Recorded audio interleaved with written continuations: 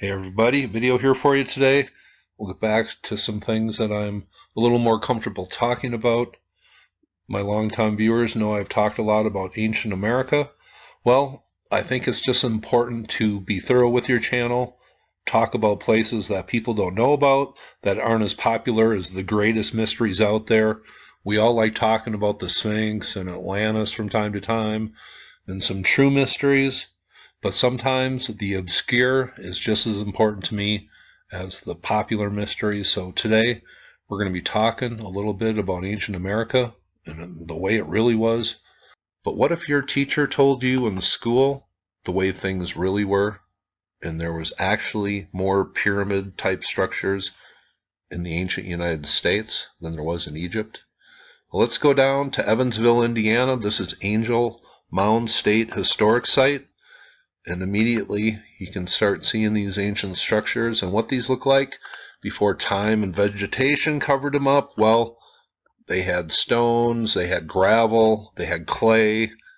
They weren't just heaps of dirt. And over here we have a structure, and if anybody was looking for ancient structures on Google Earth and they came across this type structure anywhere in the world, they'd say it was an ancient pyramid, causeway. Just because these are covered with grass and dirt, and they're called earthen mounds, they lose their significance a little in everybody's perception, but these have the same significance as any pyramid from around the world. But just backing out here and looking around the site a little, 3 Mile Island. Geez, that can't be a good name for any place. Just looking around here more, let's go down to this area of the park, and they have a museum here. We're going to get a little walk around thanks to a shareable video, and I will leave the full link for that video below. But over here, I just found this area a little weird. You can't see anything from down on Street View. It just looks like a field. Are those... I'm not sure what I'm looking at here. But I did notice if you come over from the visitor center here and just go right over here to where the parking lot turns in, there is one mound right over here that we can take a look at down on Street View. Swing around here, but this mound, not the biggest mound, but it looks like it has some preservation to it. And it may have extended well out into the bottom of the frame here and then over here originally, but this probably has deteriorated a little. And here's the mound from overhead. You notice this might have extended out past where this overgrowth is. Not just the way it looks from overhead, but kind of a kitty corner across the street is that area where these circular, whatever this is, I'm not sure what.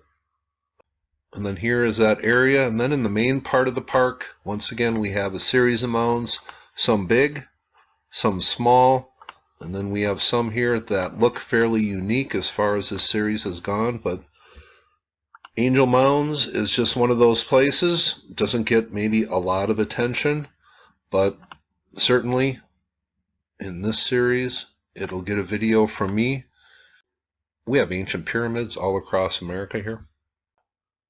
I also wanted to mention this, if you like Randall Carlson on the Cosmographic Rex channel, there were a couple videos last week where he talked about some of these ancient America sites, but it was nice to hear Randall's view on these, and I will leave this link below. Now here is an artist's conception of what Angel Mounds looked like originally, and if we could have a peek at this stuff in their original form, we would be much more impressed, I'm sure of that.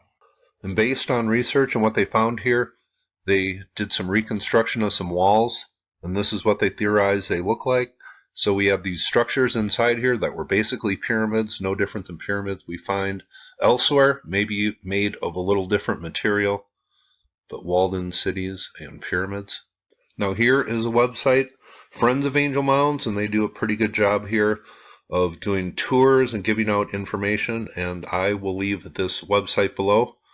But this is a pretty impressive ancient site found on the riverway here. Here is one of the main mounds here, and these white specks up here are people. That'll give you a little scale. A different look at one of the main mounds in the park here. And here, this is Angel Mounds up here in the very northeast, and this is pretty much the northernmost site attributed to the Mississippian culture. We call them that because they're kind of centered around the Mississippi River, what we call it today. And then the tributary, mainly the Ohio here. They are called the Mississippian culture because I suppose that is the most general name and descriptive name we can give them based on what sites are called today. You know, back then, I wonder what they considered themselves. They certainly had to have a name for their culture. I guess we don't know what it is today, or we care not guess. Now here's a website. I enjoyed reading this, so I thought I'd share. This is on Angel Mounds here. It says, I've been a fan of crackpot science. There's something about the unknown and the unknowable that spurs the imagination. I love ley lines, standing stones, the pyramids, be them in Egypt or Central America. There's something magical about walking the grounds of Angel Mounds. Covering over 100 acres, the complex was begun around 1000 of the current era and thrived for almost 500 years before mysteriously fading away about the same time Columbus came skipping across the water. There's a distinct lack of things ancient in this country, and to stand in the midst of an abandoned city 1,000 years old is a heady experience. It was almost 100 years after the discovery of sites like this that the word culture was used to describe the people who built them. But what an amazing culture it must have been in the middle of the wilderness to sustain a large enough population to have the free time to build these huge mounds. The central mound at Angel is 644 feet long and over 400 feet wide and climbs in 2 levels, with a third conical mound standing in the southeast corner. Angel was a chiefdom, and it's thought that it was from the top of the conical mound that the chief would address his people. The Temple Mound, which once had a reconstruction of the temple built to the North American sun god at the top, lies on the same axis as the central mound. It is believed that the structure that originally stood on the top of the mound held the bones of the ancestors of the chief. A beautifully carved statue of a deity was found buried in the top of the mound, thought to have been done ceremonially at the end of the Angel Mounds occupation. The exploration of the mounds of North America began when Thomas Jefferson decided to excavate one on his property, and I believe that had hundreds of remains in it. Even Benjamin Franklin got in the act of trying to figure out who built them and why.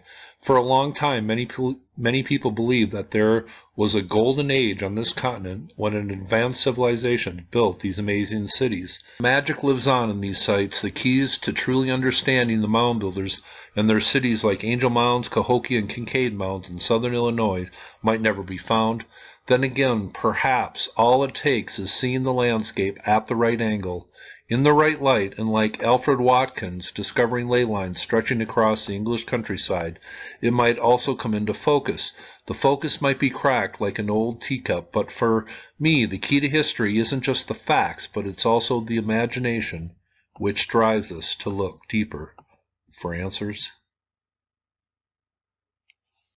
Now I'm just going to share about a minute from a 7.5-minute video where a gentleman just walked around Angel Mounds in the museum and put together a video.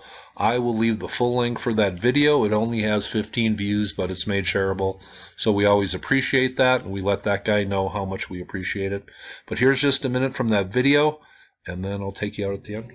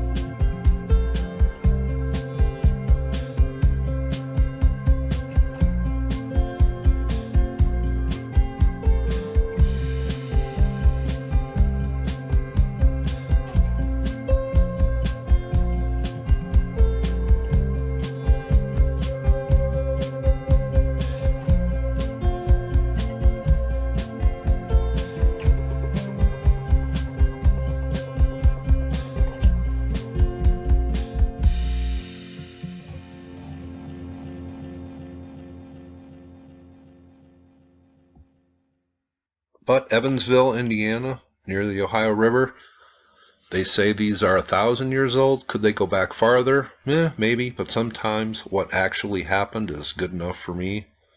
This is perfect for my Ancient America series, just pointing out a lot of these Ancient America sites that some people in the region know about, some people in the local area know about, but they are all over America, and this is a series I'm glad to do.